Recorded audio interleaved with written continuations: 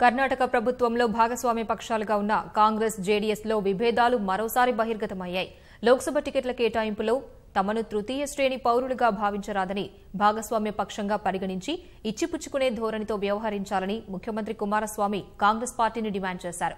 జేడీఎస్కు ఎక్కువ సీట్లు కేటాయించాలంటూ కాంగ్రెస్పై ఒత్తిడి చేయడం లేదని స్పష్టం చేసిన ఆయన చర్చల్లో ఇరుపక్షాలు సామరస్యపూర్వకంగా ముందుకు వెళ్తున్నాయని పీటీఐ ముఖాముఖిలో తెలిపారు.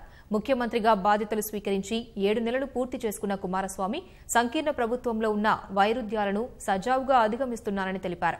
లోక్సభ ఎన్నికలకు కాంగ్రెస్ అతి విశ్వాసంతో ముందుకు వెళ్లాలని చూస్తుందన్న కుమారస్వామి గత అనుభవాలను వారు మరచిపోరాదని భావిస్తున్నామని వ్యాఖ్యానించారు. 28 లోక్సభ స్థానాలు ఉన్న కర్ణాటకలో జేడీఎస్ 12 స్థానాలు ఇవ్వాలని డిమాండ్ చేస్తుండగా టికెట్ల కేటాయింపుపై ఇరు పార్టీల అగ్రనేతలు ఈ నెల చివర్లో సమావేశమై చర్చించనున్నారు.